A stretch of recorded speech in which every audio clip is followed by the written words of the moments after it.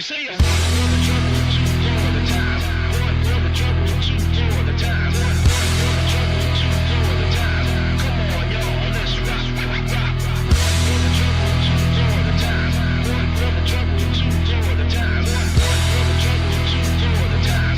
Come on, y'all, let's rock. No power in the verse can stop me. What's going on, guys? My name is El De Niro, and welcome to episode 119 of The Midnight Hour. At this point, you're probably wondering, what the fuck is the story with this podcast? Does it exist? Does it not exist? And the truth is, I have no idea. But here we are. This episode is going to be just me. It's kind of a surprise to myself. It's currently 10 to 8 on the 3rd of May.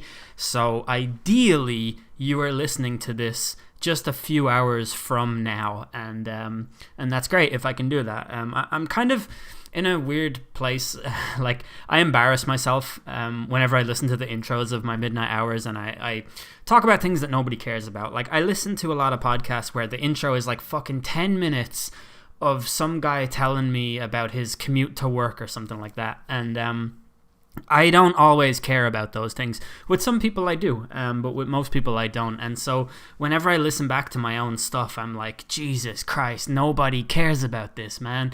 But I don't know, maybe some of you do. I feel like I have like just a slightly different connection to my audience than most people do. It's probably because it's so small, and the people who've hung on for this are people who've hung on for me rather than the content itself, you know what I mean?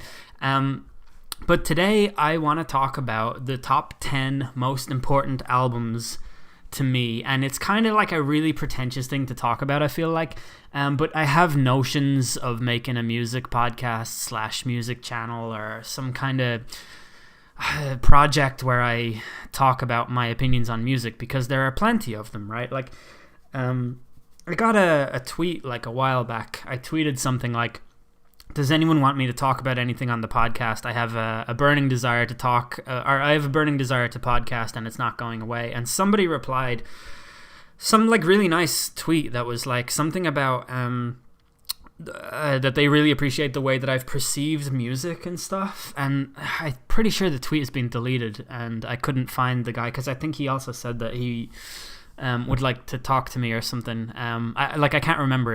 It was a few months ago now, but I really liked the tweet, so there you go. It's sad that it's gone forever. Maybe I was on drugs and imagined that it was there and it's not actually there. But it just got me thinking, like, I know that most people don't like when I talk about music, but I don't care. Like, in my podcast a couple of weeks ago with Sven, he was saying that he got into Our Lady Peace because of me, and I was like, well, I don't know how to feel about that. It makes me kind of flattered, but it's also exciting for me, because when you really like stuff, you want other people to like it too. And when I really like stuff, I love to talk about it and dissect it and find out exactly what it is that I like about it and why I like it and what that says about me, and you know, how my interests influence my worldview and things like that. So it's like exciting for me. So a quick disclaimer, I know that some bands are not cool, and it's not cool to like some bands, and I'm kind of past caring about that. Like, I feel like for a long time I've had to put forward this like ironic version of myself that just ironically reviews things that I otherwise like, and I'm so afraid of the fact that it's not cool to like them, and I'm kind of past that. Like, I don't feel like I care anymore. Like, I think it's fine. The title of this is Most Important Albums of My Life, so they might not necessarily be albums that I still listen to this day, but they are albums that have had an impact on my life in some way. And there's a saying that I should have to hand, but it's something like nostalgia is the most toxic emotion or something like that. But nostalgia is just this incredibly powerful force. Like there are certain highs that you get from drugs that I don't think can even compare with like having a couple of beers and listening to something that you listened to when you were 16 and being taken back to only the good times. Probably talk about more of that a little bit later, but nostalgia is very strong, and I think if something is completely lacking in substance and you can say it's objectively not a good piece of art or whatever, the fact that you subjectively perceive it as great because it triggers your nostalgia, like, I think that that's good, and I think that that's healthy, and I don't really side with the people who talk about nostalgia being toxic. I think it's good. Or actually, maybe it isn't good or bad, right? Because some people are nostalgic for, you know, pre-civil rights era times and things like that. Like, I don't know. Maybe I haven't thought this out, but I'm not going to get political because I don't fucking know anything about politics, and I hate that I feel the need to comment on them all the fucking time. But yeah, so like a lot of you are going to know about some of the albums I'm going to talk about. Quick disclaimer as well, in addition to the whole I don't care if you don't think I'm cool because I like these bands type thing. I usually, with an episode like this, I would have bullet points to read off, or notes or something like that. I don't have any. I just really want to get this episode up tonight because I want to see what people think of it, and if people like it and stuff like that. I think I'd like to make videos like this in future, or podcasts like this in future, or whatever. So you will hear me clicking like this, and I am merely going to be clicking between the track lists of the albums because I think looking at the tracks is going to make me think of things to say. So that's where I'm at on that front. So this is a top 10. I'm going to start at number 1. I'm going to start at the most important because I'm going to get it out of the way because you all know what it is. So I'm going to go 1, 2, 3 and so on. I'm sure most of you learned how to count in your lives up to this point.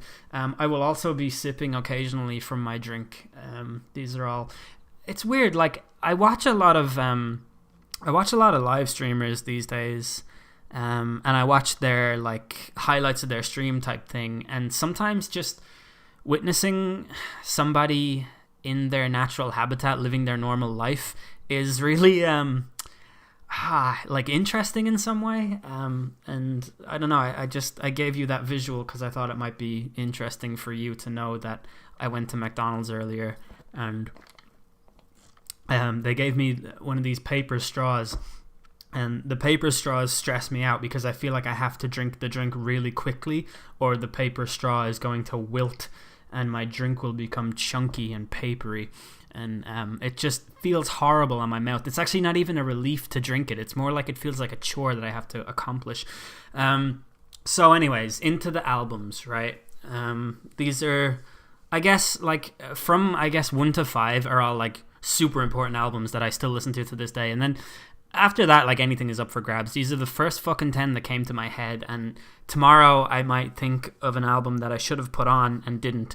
So I cannot stress to you how little effort I'm putting into this, but also how hard I strive to bring you this grade A content where I couldn't even be fucking bothered to render the video in full HD, even though it's just a graphic. Anyway, I do actually love you all. This podcast, irrespective of its complete lack of glamour and things like that, has actually been a very good source of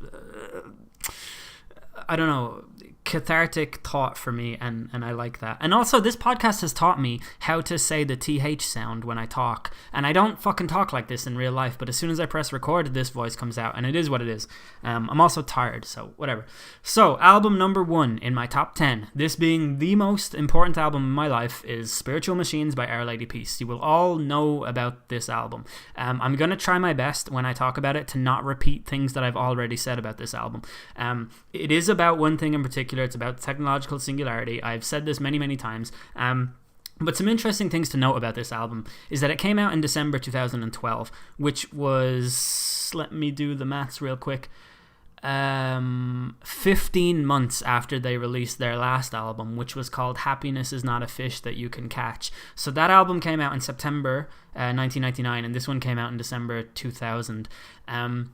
Happiness Is Not a Fish That You Can Catch was an album that was like fused with philosophical musings and tracks with very catchy hooks that dealt with themes like atheism, nihilism, depression, and just this downright sense of like staring into the void looking for answers. And that album followed from their 1997 album Clumsy, which was like a meditation on the human condition in general, and the will of the human spirit, and all of the different things that can go wrong in your brain and stuff like that. But Spiritual Machines was, like, listening to this album was the first time I ever questioned like the concept of AI. Obviously it introduced me to the technological singularity, And even stuff like George Orwell's book 1984, and like outside of those types of themes, there's something in this album about climbing your way out of despair. Like there's a track called Are You Sad, and then it's followed up by a track called Made to Heal, and I think that just that track placement is really interesting, because Are You Sad is a very, very down tempo kind of song. It is sad, and if you are really sad and you listen to it, it will make you feel like, yes, this is the way that I feel. But then the next one is called Made to Heal, and it's got lots of I guess like superhero imagery in it. And it's sort of it evokes this sense of triumph, I think, and self-confidence and things like that. And it's a really interesting comparison of tracks to me. But the whole album is just stylistically so different to anything they had done before, and they didn't really have one particular sound before then. Their first 4 albums are all completely different from each other and all equally as good, although I think Navid, their debut album, is actually the weakest of the 4, and it's very strange for a band's debut album to be their weakest one. Long-term fans of mine will know that this album is loosely based on Ray Kurzweil's book The Age of Spiritual Machines, and I've talked about that a lot. But not every song is like, it is a concept album, but not every song is specifically about robots like coming in and changing the world or whatever. Like the first track, which is called Right Behind You, and then in brackets the word mafia, is quite clearly about record label pressure. There's a line in it that says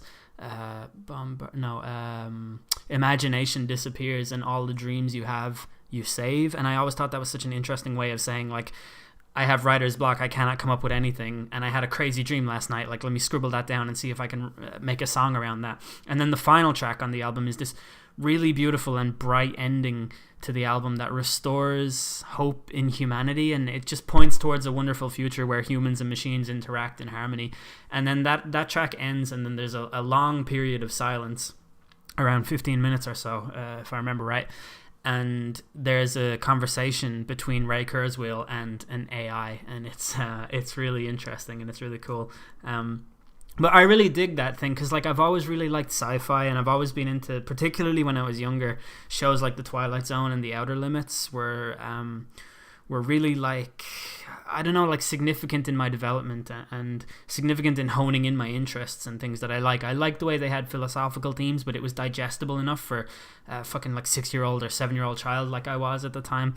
And I think if there were such a concept as music albums that could be Twilight Zone episodes, I would have Spiritual Machines in there. That's a fucking great idea for a video essay that I might do someday. I'm gonna write that one down. I don't write things down. But let me just really quickly plug in my phone charger here. Sorry about this, I'm a professional. This is what we do, because I might be going out later and I'll need to have a full battery. So that is Spiritual Machines. It's a fantastic album. I really recommend that the 3% of you who haven't heard it by this point, just go and listen to it. Put earphones in. It's a very beautiful album.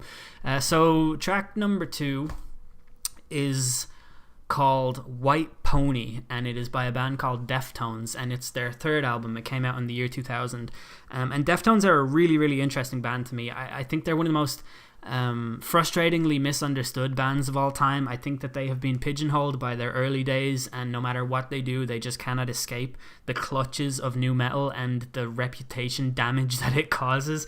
But there's something really interesting about them that I guess I will do my very, very best to explain. But White Pony is so like I said, it came out in the year 2000. In 1995, Deftones arrived on the scene with an album called Adrenaline, and for all intents and purposes, it is a nu metal album, or maybe you could call it pre-nu metal, because I think in the mid-90s, nu metal was still trying to figure out what it was. And if you don't know what nu metal is, it's basically a fusion of metal music and hip-hop music, and it's, I mean, like, I am a nu metal apologist, but like, it isn't particularly good. It doesn't really hold up in this day and age. I think people will look at nu metal, people look at nu metal now like how people will look at Post Malone and like other types of SoundCloud rap in like 10 years or maybe 15 years. or maybe 15 minutes. Who knows? It's a crazy world these days. But their second album was called Around the Fur, and that came out in 97 was Around the Fur, I think. And there's a track on that. Around the Fur is kind of pretty much nu metal mixed with, I don't know what, like shoegaze or something. But there's a track on it called Be Quiet and Drive, and then in brackets Far Away. And it is like, honestly, like it's one of the most beautiful songs ever made. I saw Pitchfork Media described it as nu metal's answer to There Is a Light That Never Goes Out by the Smiths, and I always think about that reference when I think about that song, because I think that's what it is. It's like, it's just one of the most profound songs of that era from those types of bands, and it's dreamy, and it's dreamy and scary, but interesting enough that you would follow it down the dark road that it's trying to take you. I really hope I don't sound pretentious. Like, I haven't written this down. This is, but then they took 3 years out, and the story goes that all the guys from Deftones were living on boathouses in, like, I think they're originally from Sacramento or somewhere in, maybe they're from North California, I'm not too sure. But they're like all skater dudes, and they got offered a fairly substantial advance for this album, I would assume, because they talk about their partying habits in the late 90s and then the build up to this album, and basically they were just like hoovering up piles of cocaine off of tables at strip clubs and things like that. And these are just 5 like average guys from California, and their songs are strange but not essentially complex, or like, I don't know, but this is all, anyway, I'm planting this idea so that I can counter it with the album itself. But that's what they were like. They were so addicted to Tony Hawk Pro Skater 2 that they almost missed every single fucking deadline for this album with the label. And they didn't know what kind of album they wanted to make themselves, and they had a lot of infighting over this. I think in particular Chino Moreno, the vocalist and lyricist, kept arguing with Stephen Carpenter, who's the lead guitarist in the band, over which creative direction that they should take, and they sort of took an approach. I think Chino says that one of the main inspirations for it was this album called You'd Prefer an Astronaut from a band called Hum, and then also what's that Pink Floyd album, the fucking one with Dark Side of the Moon. And this album is frequently called The Dark Side of the Moon of nu metal, and it doesn't sound like a nu metal album at all. There's a couple of songs on there, like maybe Elite, and maybe Korea, I guess, that sound like they're nu metal songs, but it's just, this album is otherworldly and ethereal and ghostly, and not like any other album of the time. It's like,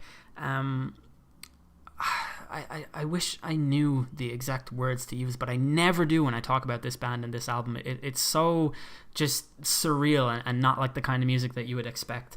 But there's, the lead single is called Change in the House of Flies, and it was released some 5 months maybe, I think, before the actual album. And people were shocked by the sound, but it charted really well. It gathered a lot of new fans for them, but the label said that they couldn't hear a second single in the whole album at all, and they didn't know what they were going to do about that.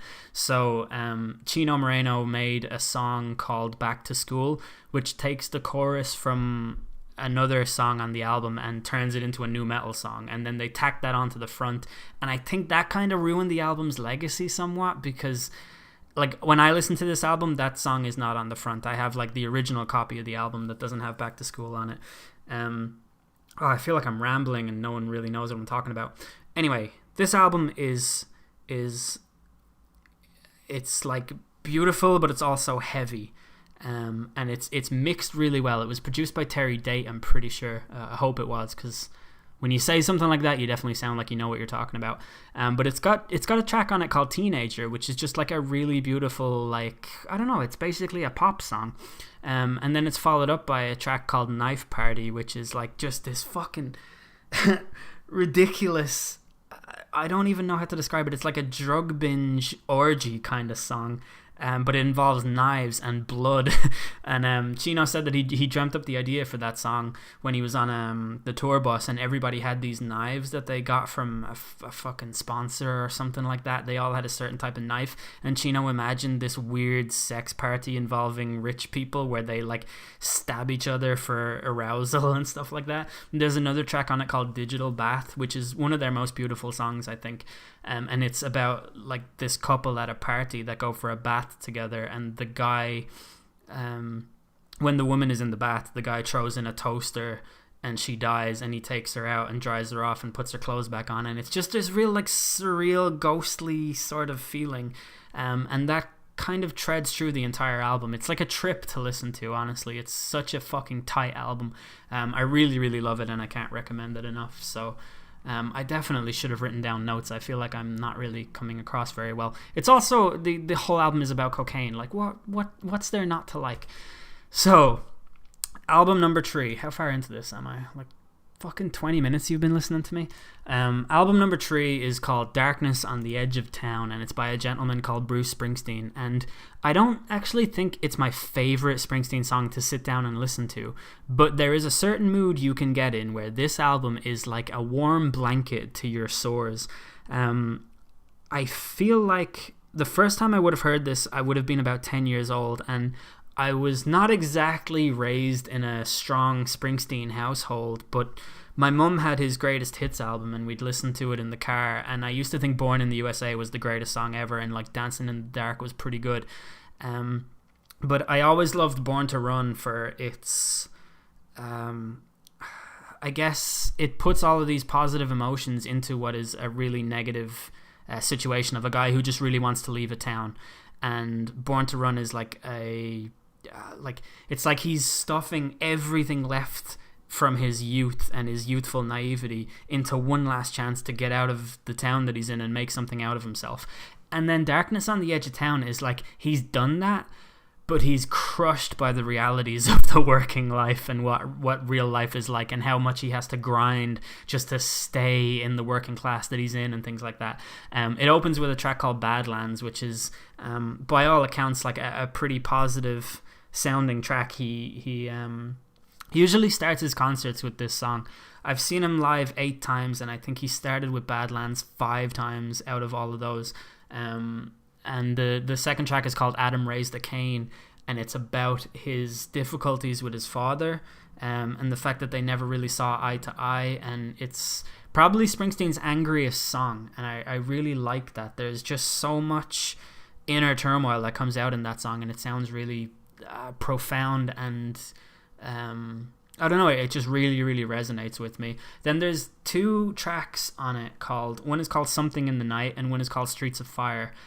And both of these songs are, I feel like they're born out of working class hopelessness, and just how you can be crushed by the monotony of the 9-to-5 working schedule and just how bad that can be. And there's a track on it called Candy's Room, which is just, I think it's an incredible track. It's very uplifting and soaring and really easy to sing along to, and it builds to this like really hopeful crescendo in the middle.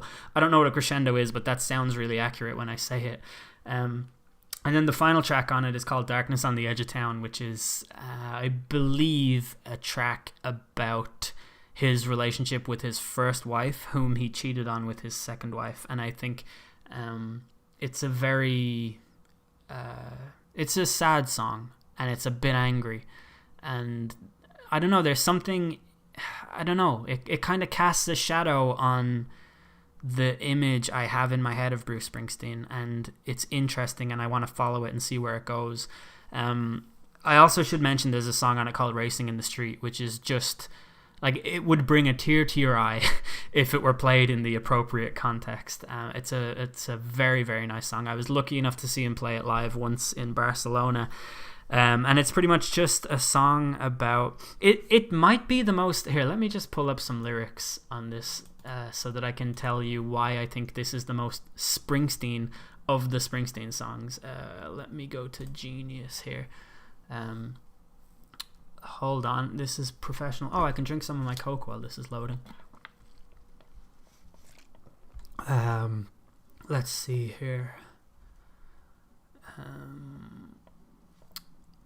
So there's a line that goes like, nah, not that one. For all the shut down strangers and hot rod angels rumbling through this promised land, tonight me and my baby, we're gonna ride to the sea and wash these sins off our hands. I think that might be the most Springsteenian lyric of all time. And more on that with the next album that I'm going to talk about, interestingly. But if you don't want to listen to this whole album, fine. But listen to Racing in the Street. It's like 6 minutes and 53 seconds long, but it is just fantastic. And it's a story, and you can close your eyes and just visualize everything that he's talking about. And I think that is what defines Bruce Springsteen, is his ability to drum up these characters. Like, movies have been made on the premise of a Bruce Springsteen song, which is just crazy to think about. Like, the guy is just in a league of his own. So the next album that I have on the list, oh shit, it's not the one that I thought it was. Ignore that comment I said about whatever with the next album having Springsteenian themes, because the next album is The Eminem Show by, who made this album? No, just kidding. This, when I was I want to say 9 years old, possibly even... How old would I have been when the Slim Shady LP came out? Was that 97? I feel like that could well have been 97, but I remember the track My Name Is. I think it was before I moved to Dublin. And I thought My Name Is was a pretty cool song. Like, it was fun. When you're younger, you like The Real Slim Shady and My Name Is and Without Me and like the shittier songs in his collection. I don't know, I don't like when music and comedy fuse. Like, I'm just not really overly about that. But the Slim Shady LP, I remember listening to it a lot as a kid, and I thought that it was great, but I didn't really understand any of it. And the same with the Marshall Mathers LP. Like, I remember like listening to that, I would rap along to like the words of the song Kim, which is about murdering his ex-wife, and I wouldn't really fully know what the fuck I was talking about. I probably didn't even know all the words. You know, I would say like where he says so long bitch you did me so wrong, I would probably sing something like so wrong, I bet you got me so, like something like that. Like, I probably didn't even know, I was too naive or whatever. But the Eminem Show came out when I was at the very beginning of my teen angst phase, and this album kind of made me feel like it was okay to feel angry at everything. I feel like the Eminem Show is when Eminem is at his most self-aware. He knows exactly who he is in this album, and what he knows about himself is that he doesn't know who he is. Oh, that's such a shitty thing I just said. It sounds so fucking lame. But like the themes in this album are stuff like the pressures of fame and how like people sue him, everything that he does. Like he's got like legal teams contacting him all the time. The media are implying that he's responsible for like reprehensible acts committed by people that were huge news stories at the time. He rails against the Bush administration in it. He talks about the way the conservative government treats its citizens. He talks about censorship. He talks about his relationship with his mother in probably one of his darkest songs, Cleaning Out My Closet. And he also just... I don't know if I'm too white to say this, but like he spits fire and venom in a way that I don't feel like he does on any other album. Like, yeah, like Rap God is really good, but like it's a bunch of gibberish. Whereas a song like Till I Collapse, or even to a lesser extent Soldier, and even like I fucking love Square Dance. People say that that song is bad and that the hook is terrible or whatever, but I think that it's pretty damn great. But just the stuff that he talks about, he's so angry and it's so real and it's so raw, and it's just a fucking vicious album. Now, a lot of rap albums used to conform to an entirely different sort of concept than a rock and roll or a metal album, where they have skits in them and they have comedy tracks and they have like tracks where they have to make a song that'll play in the club and they have to make a song that's going to be a love song. And this album does that too, but it does it in a specifically Eminem way, where it's like the love song is probably Superman. So it's like Eminem's take on a love song, in that it is definitely got the vibe of a love song, but he says lots of horrible things that you would never actually say to him, and so it's good. I don't know, it's a real journey, this album is, and I think that's probably all that I have to say about it, unfortunately. It just came at the right time in my life. I don't even think it's necessarily the best of the trilogy of Eminem albums, from the Slim Shady LP to the Marshall Mathers LP to the Eminem Show, but it's definitely my favorite. It's definitely the one that resonated with me the most, and it's also the one that I've never really been able to put down. I get very... what's the word? I fall out of favor with Eminem a lot these days because I feel like he's just not doing himself any favors, and I feel like he's tarnishing the legacy that he had built for himself when I was younger, and I shouldn't have to feel that way. Like, that's like stupid. That's on me. But yeah, I will forever love this album for what it is. So the next album is called The 59 Sound by a band called The Gaslight Anthem, and this album was released in 2008, but most people wouldn't have heard it until 2009 in the summertime, when the Gaslight Anthem played at Glastonbury and Bruce Springsteen appeared with them on stage, and the sales for the album rose by 500% after that. So that will tell you something. They were definitely a band going places, which is evidenced by the fact that they were actually playing Glastonbury in the first place. But their debut album, Sink or Swim, it didn't actually carry the Sink or Swim mantra quite as well as the 59 Sound does. Sink or Swim was like a basement punk rock album that got played in skate parks and dorm rooms, but didn't really get a whole lot of like traction on radio or anything like that. The 59 Sound did. They went to California to record the 59 Sound, and they really put everything they had into this. Like, if this didn't work out, I don't know what they would be doing, but the way they talk about it and the way they talk about those days, it just seems like this was it for them, and they had to make it, and that's why they made it.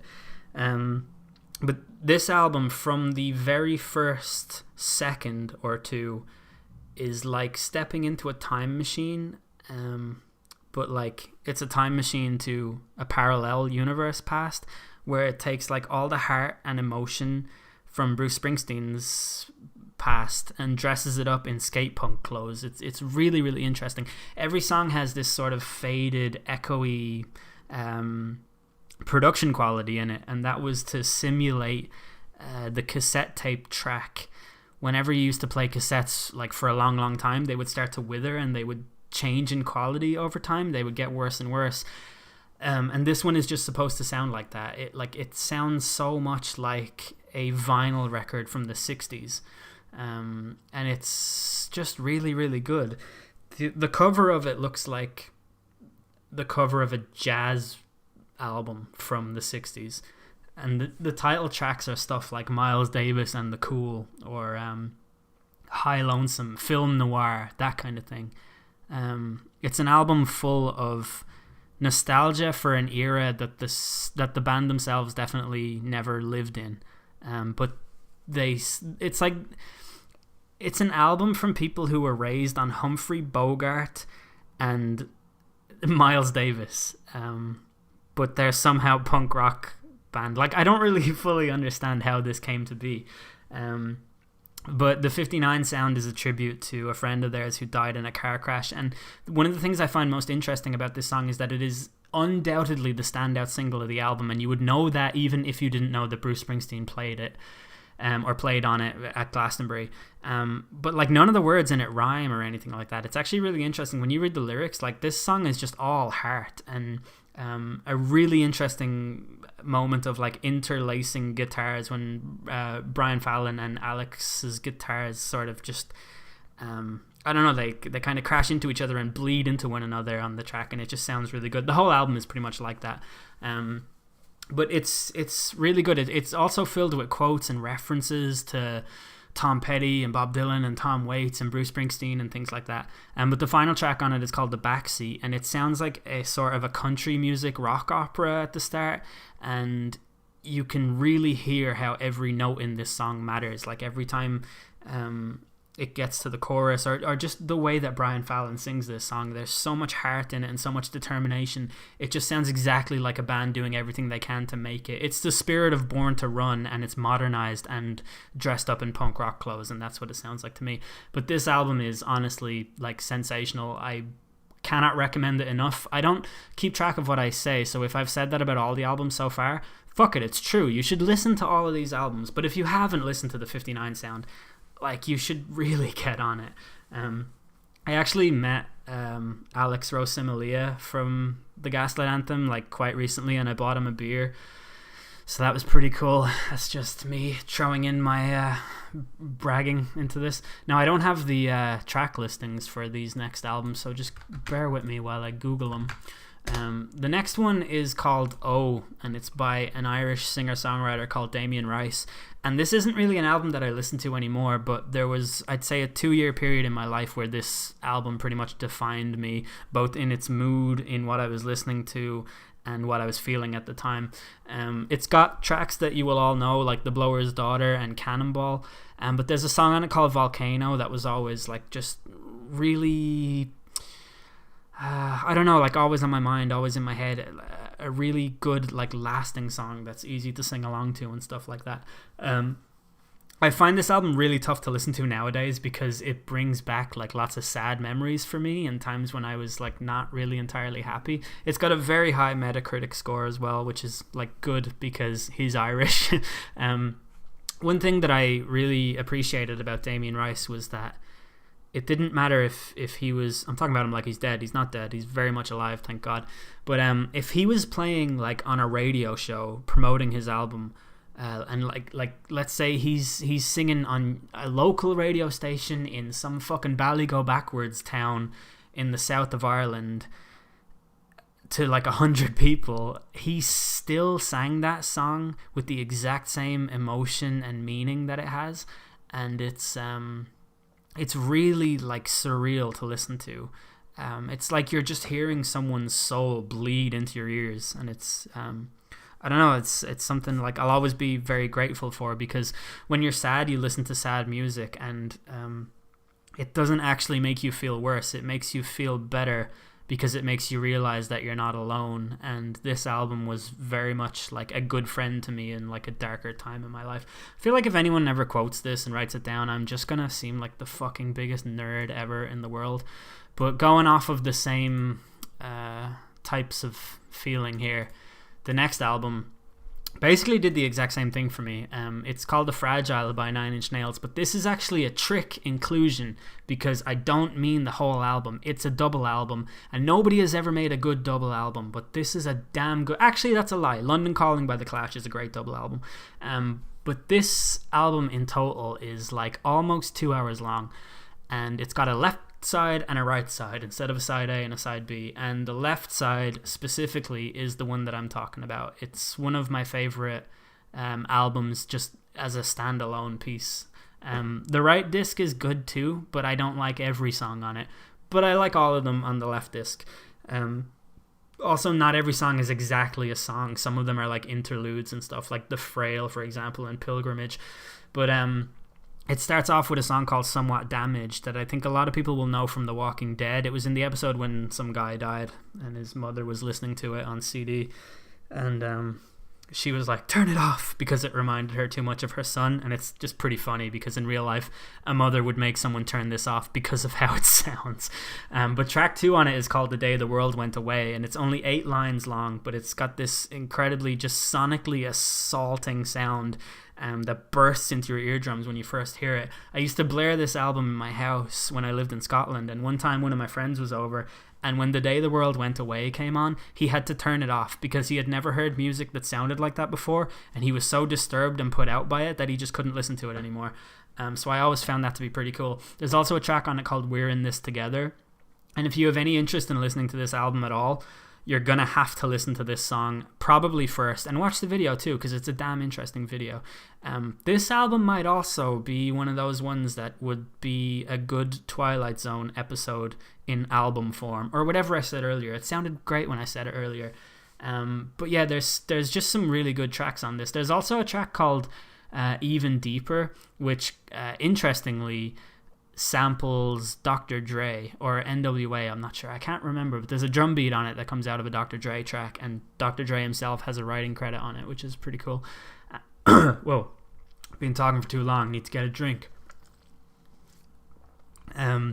So the negative thing about The Fragile is that it's a bit overindulgent at times, and you might feel like you need to wash it off you when you're finished, but you can't really replace the effect that this would have on somebody suffering from teenage angst. It's just like right there. It's like visceral and raw, and I don't know, it's moving and powerful and angry. That's what it is. Like, it's angry and it's sad because it's angry, and it's angry because it's sad, and it's all of these things, and they just keep wrapping around each other to no real conclusion. But the last two tracks are very beautiful. In particular, the instrumental track number 11, La Mer, is just would be a great song to fall asleep to. But yeah, overall it's tough to listen to both discs back to back, but there are people that do it. I find that very hard to do with any double album. Like, I think at this point you might have to pay me money to get me to listen to Melancholy and the Infinite Sadness by the Smashing Pumpkins, but that's just me. Man, how did I used to do like 45-minute or fucking... Didn't I once do a live commentary that was like an hour and 20 minutes of just me playing? I think I played like 4 games of FIFA or something like that.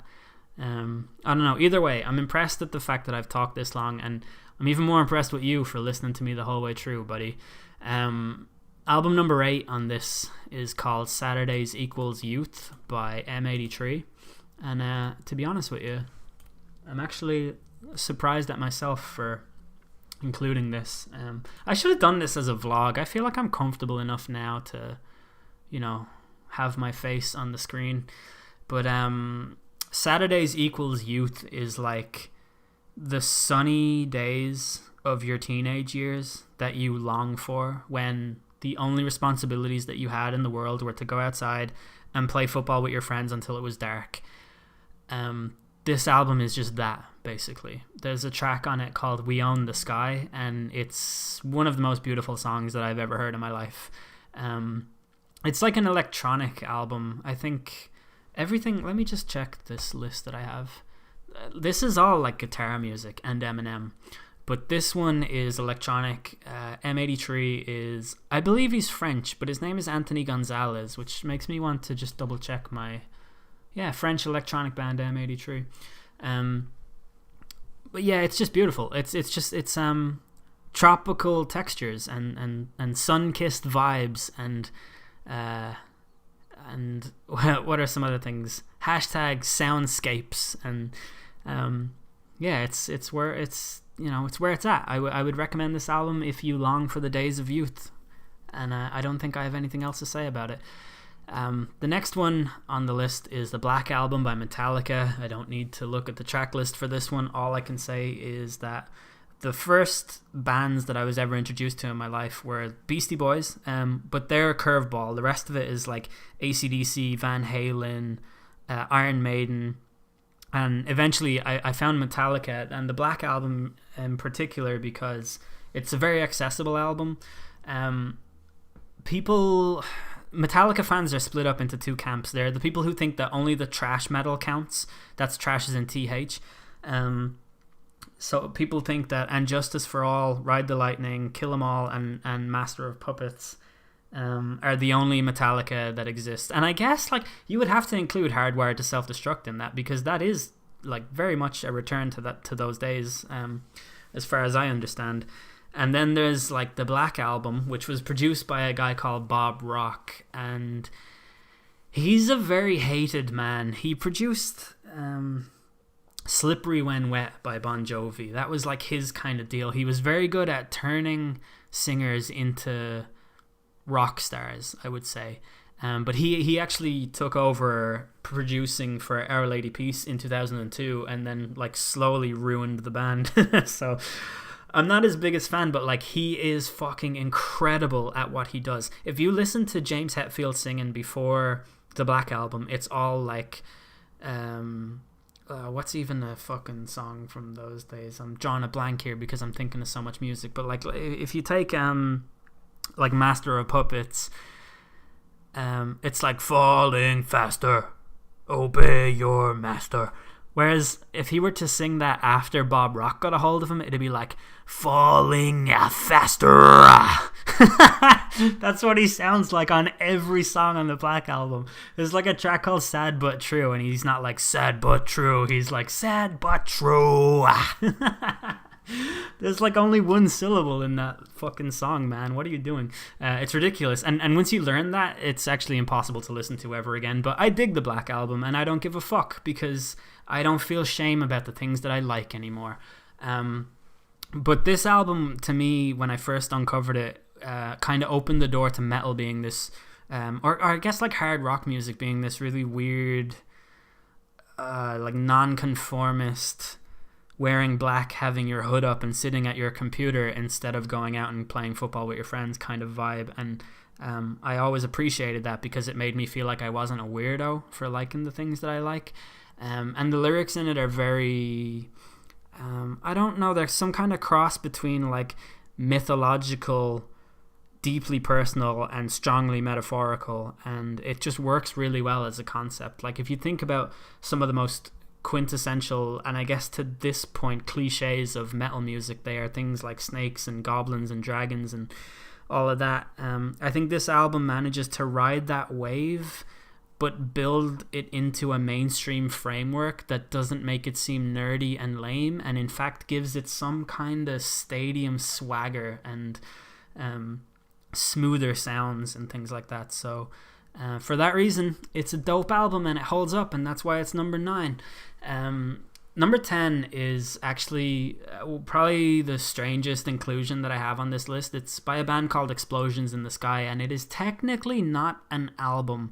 It's a soundtrack to a movie called Friday Night Lights, which is the American baseball, no, just kidding, the American football show.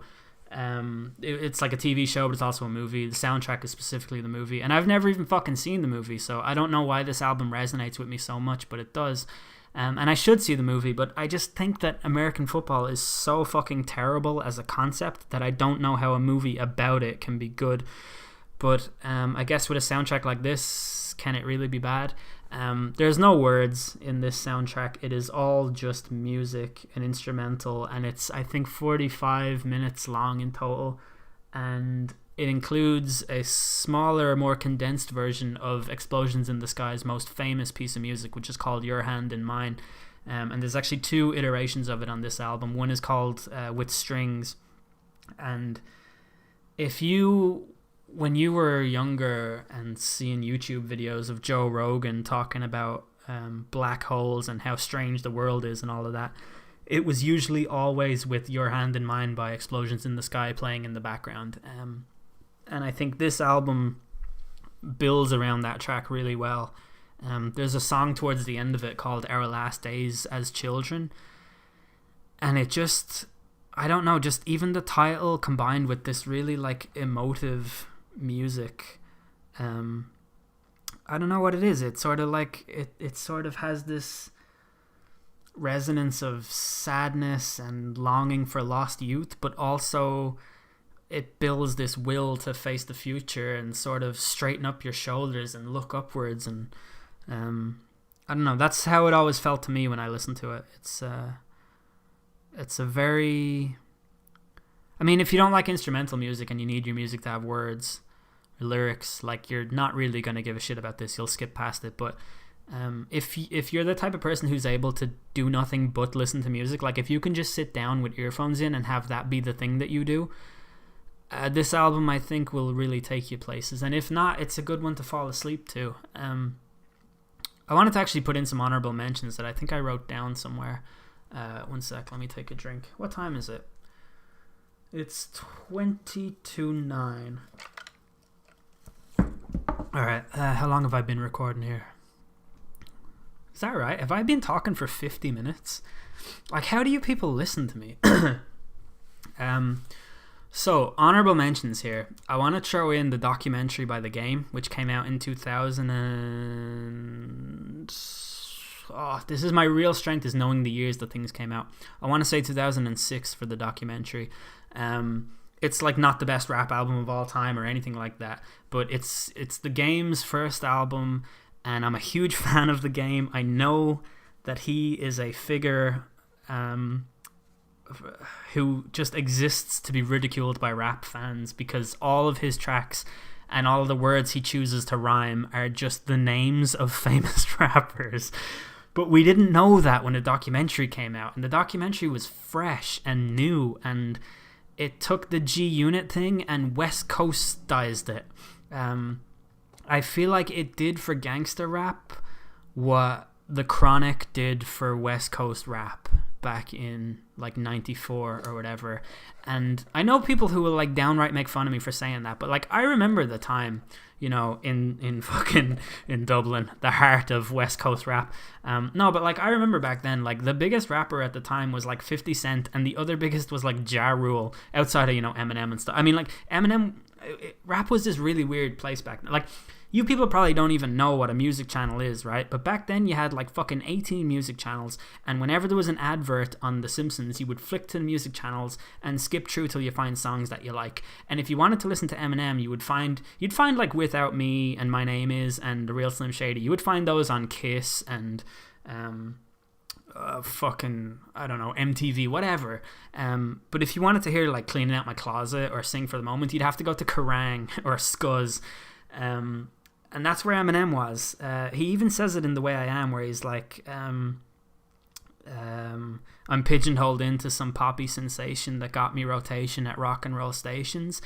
And that's what happened. He became a fucking MTV2 alternative. Like, it was really strange. That was where Eminem was. If you wanted hip hop and you went to like MTV Urban and those types of channels, you would find 50 Cent, Ja Rule. You'd find like they'd play like old school Dr. Dre stuff, but like all the new rap that they were playing was stuff like that. And The Game came along and was like, the documentary is a really fucking fresh album if you look at it through those lenses. There's a song on it called Dreams, which is produced by Kanye West. It sounds incredible. There's a song called Church for Thugs, which is produced by Just Blaze, and it's really good. Like, I like all the lyrics on it. I like all the beats. I like all the lyrics. Some of the songs I still listen to this. Who am I kidding? I listen to this whole album all the time. It's really good. But I guess, like, when I was younger, I used to really like Tupac, and I used to listen to lots of Tupac. But I don't think I ever really got rap music because I never felt like I belonged sort of listening to it. Like, it just didn't feel like me. But when the documentary came out, I was like, oh, right, rap music can be like this, and like these are all things that I know everything that he's talking about here. They're all like contemporary references or else parts of urban legends that I know. And it just opened the door to a lot of new like rap music for me, and it's dope. Fuck you. The next album, I guess, I actually have loads of these written down. There's one called Vol Tree, The Subliminal Verses, which is Slipknot's, like, I know it's called Vol Tree, but it's technically their fourth album. It is very good. In my opinion, it is the best metal album ever made. I think it is the closest thing to a perfect metal album. I think it is a fucking perfect metal album. I think it has all the elements required to make a metal album perfect. It's got everything. It's got it's got flashes of melodic notes in there that I think if you are not a hardened metal listener, you won't hear at all. It will just sound like noise to you. But if you listen to metal music, I think this is a very good album to listen to because of how varied the style is. I also think it just knows exactly what it's good at, and it builds up to it really well. I think this was produced by Rick Rubin, and there's a track on it called 3-0, which is just so fucking good, and then that fades into Duality, which is obviously like one of their best songs. Then there's a track called Pulse of the Maggots, which is just an incredibly powerful track. Then there's The Nameless, and it ends with a track called Danger Keep Away, which is Slipknot at their most vulnerable, certainly up to that point anyway. It's their most songy song, maybe, apart from, I guess, Vermilion or Vermilion Part 2. I'm not a huge fan of those, but I like every song on this album. Another shout out to Blink-182's self-titled album from 2003. It's a really good mature album from a band who previously had titles such as Take Off Your Pants and Jacket, and the other one was Enema of the State. They had track titles like Dick Lips and stuff like that. What was the Dumpweed? Yeah, that was the other one. And Dysentery, is that the word? Dysentery Gary. But yeah, they were like a childish pop punk toilet humor band into their 20s, and then they came out with this self-titled album, which is great.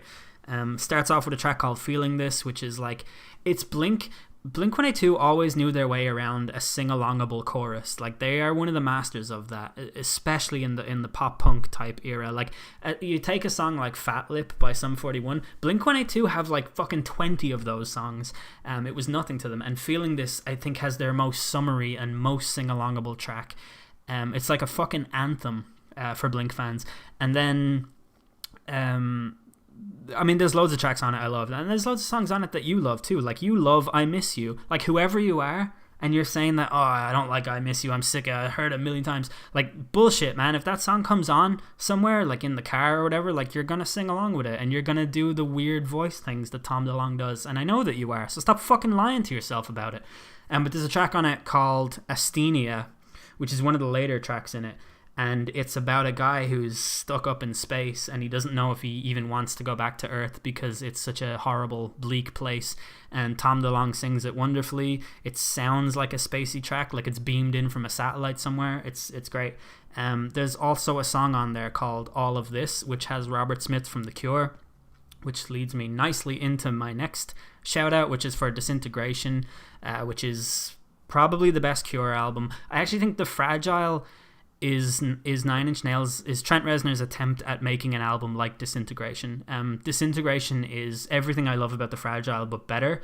It's just that it didn't reach me in time. I think I was like 16 when I first heard Disintegration. So Disintegration is also overlong and a little bit overindulgent, but it is a masterpiece. Like, it is an absolutely sensational album. It's just very, very sad and very dark. And what else would you expect from, like, you know, the fucking pioneers of goth music? I'm going to give a shout out to Chocolate Starfish and the Hot Dog Flavored Water by Limp Bizkit. And I don't give a fuck how much people don't like them or whatever. That album was there for me as an angry teen when I needed it. And I respect them for it. I wasn't a teen. I was like fucking 9 years old when this album came out. But I knew every song off by heart. I'd say I probably listened to this album like 150,000 times. I still know all the lyrics to it. I don't really listen to it that much, only when I get drunk. But I do very much... I do have a very special place in my heart for this album. I know that Significant Other is a better Limp Bizkit album, but that just didn't reach me in time. I wasn't really at the age that they needed me to be when they released Nookie. But I will say this, Rearranged from that album is probably their best song. I feel like I might have cut out there a little. And if I did, I'm not saying all the stuff that I said again, so you're just going to have to guess what it was. I'm gonna just quickly rattle off the rest of these albums that I have here. So there is the Stone Roses, their debut album. It is a masterpiece from start to finish. It builds off of so many different genres, and I think Ian Brown's voice is so subtle and understated that it just gives so much more weight to the music in the songs. But also lyrically, it's just fantastic. Like, there's a track on it called Waterfall, and it's got the lines, let me think. See the steeple pines, the hills as old as time, soon to be put to the test, to be whipped by the winds of the west. And that is just beautiful. That's poetry. And there's another one on Made of Stone, which is a track about somebody driving along a motor. I mean, so it's not specifically about this, but I know that Ian Brown wrote Made of Stone based off of his... Maybe it was actually Squire who wrote it. Either way, it was based off of like driving down the fucking... M13 listening, or just at nighttime looking at the sky, and there's a line in it that's like, no land, just sky, it's so serene. But there's another line that goes, "And for as far as I can see, tin twisted grills grin back at me," talking about like the grill of a car, and it's just very, very good imagery, like very strong, very underrated, I think, as an album. I don't think people give enough credit to the Stone Roses lyrics, and I think that they should. Next album is... So this album is definitely not good. It's definitely aged terribly, but it was huge for me when I was younger, and that's Strange We Should Meet Here by Idiot Pilot. I listened to it for about 2 years straight when I was old enough to know better, but I fucking love it, and I don't care, so fuck all of you. The next one is Take Care by Drake. I only put this because I felt like I should put more rap on it. I could take this album or leave it. It's great. I know all the words. I rap along to it and stuff. But if it didn't exist, there would be no hole in my life as a result of that. The next album is Transgender Dysphoria Blues by Against Me, which is... It's only, I think... It's like 29 minutes long or something. And I think I've put this album here because it has all of the elements of previous Against Me albums, but it's also got like all of the pain that Laura Jane Grace experienced during what would have been like an incredibly difficult time for her, and it's worth listening to for that reason. Like, it's a type of pain that people are just not really familiar with, and it, like, I don't know. It's a very, very strong album. Like, my friends will tell you that I used to talk about this for fucking hours at a time, and I had a lot to say about this album, and I regret that I have been talking for an hour now, unfiltered, and I can't remember any of the things that I used to say. But there's a track on it called Black Me Out, which is about how record labels make you feel like you're their slave, and it's a very lovely melodic opening, beautiful singing, and then a shouty band sing-along chorus about pissing on the walls of somebody's house. And if that doesn't sell the album to you, I don't know what will. But you should check it out. It's a beautiful mix of emotional songy songs and sort of freight train rattling punk rock songs, so I would definitely recommend that you listen to that. Next up is 1,000 Suns by Linkin Park. It is my favorite album of theirs, but I guess hypocritically, or what's the word, contradictorily, it's not the most important. That would definitely go to Hybrid Theory, but 1,000 Suns is just such a great album because it's a hybrid of the many different styles of Linkin Park, and I think it's got the most creative and I guess explorative or adventurous instrumentation in it. It's got a really good fusion of hip hop and rock music without sounding like nu metal, which is important. It sounds like something else. There's a lot of really good songs on this. It's also filled with different snippets of inspirational pieces of not inspirational, really important pieces of audio, like the "And Now I Am Become Death, the Destroyer of Worlds" speech. There's some speech from whoever the fuck, I don't know, lots of important stuff in there, but it sounds like a concept when you listen to it. It sounds like a concept about the end of the world, and it's built around this song called "The Catalyst," which was used on the trailer for Medal of Honor, I believe, at the time. But that's one of my favorite Linkin Park songs. When a band breaks away from their original sound, they create a divide in their fan base, and I was very much on the pro everything Linkin Park does side of the fence, because I don't really think it's interesting to be like, no, I want them to make another album like what they made before, and I really welcome the experimentation. So I just feel like they deserve a lot of respect for that they didn't really get at the time. They mostly got criticisms and questions and stuff like that, and despite that, they sold millions and millions of records, so fuck all of y'all. I feel like I should mention Oasis. Obviously, Definitely Maybe and What's the Story, Morning Glory are albums that you've all heard from back to front by this point. But I would recommend checking out The Master Plan, just because it's got a song on it called Rockin' Chair, and it is just, it might be the best Liam Gallagher performance as a singer, and then it's got The Master Plan by Noel, which is just a fantastic song in its own right. Is Half the World Away on The Master Plan? Have I made that up? Let me just get this. I swear to you guys, I do know this stuff, but when you're recording and talking about multiple different albums, it does get very difficult to... Oh yeah, Acquiesce opens it. Yeah, that's so good. Yeah, Half the World Away, Talk Tonight, Fade Away, Listen Up. Listen Up might be my favorite Oasis song, for real. And then It's Good to Be Free. Like, these are kind of understated. Like, these are not songs that would sell albums post What's the Story, Morning Glory, and Definitely Maybe, but they are really good Oasis songs, and they really deserve to be seen as such. But it's just that The Master Plan is technically not an album, it's a compilation. So I don't know, it's there's half a great album in there. I think if they had like the good half of Be Here Now and the good half of this, they would have made a successful third album.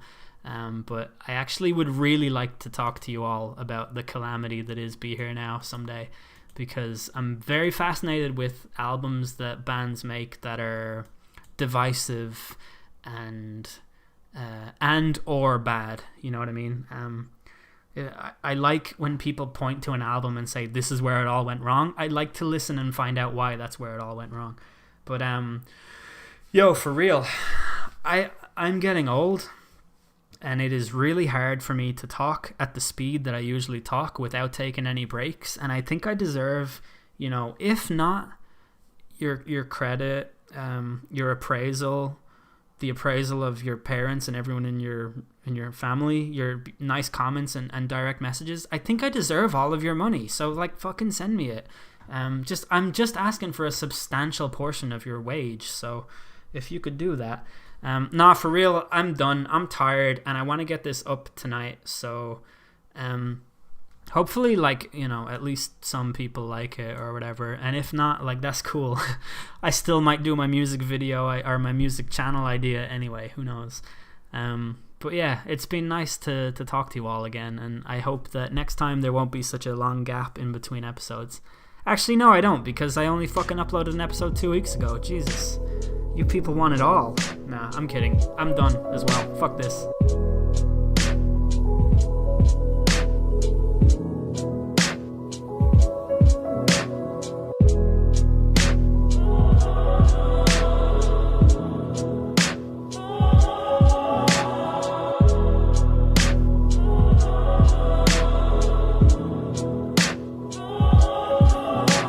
Say 20 trips around the sun. I'm riding passenger. Jesus took the wheel when I was burning in the atmosphere. Well, how am I supposed to satisfy my soul when these satellites, they know my alibis are phony? These drugs will hurt your hippocampus. Man, it's cool, at least I'm hip on campus. Cause every day's a canvas. Your symmetry is slanted. Your bigotry's a cancer. Private browser mischief managed in return to candor. Mind is clouded, the old man still snoring. It's cats and dogs and all they faking, I ain't even knowing. Up creek, paddle stolen, a la mode, but no one hears me. Every morning, ibuprofen, hell bent, I'm still heaven sent. See, mama said you smell good, angel. The choir is singing unison, don't box you in. Forget the angles, you a galaxy with human skin. Father God, my beautician, no, there ain't no true image. Ask Houston, take a look at Lunaman.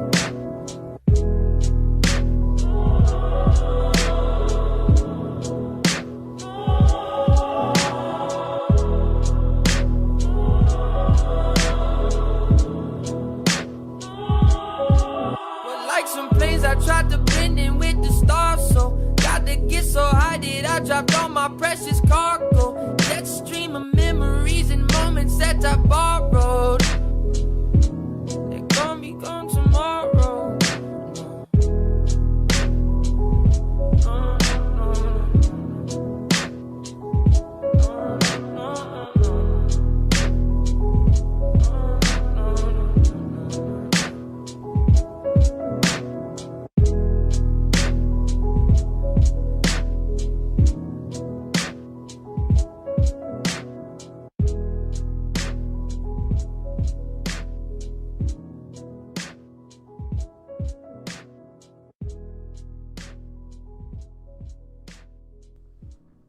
remember the last time when you did an episode just by yourself, and some guy commented like, "Oh man, I'm surprised that at the end you didn't have a clip where you're talking to yourself asking if you should start." Yeah, I do remember that. Yeah, that was funny.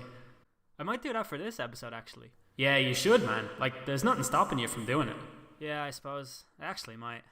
Anyway, are you ready to start? Yeah. Alright. 3, 2... Wait. Let me just get my drink.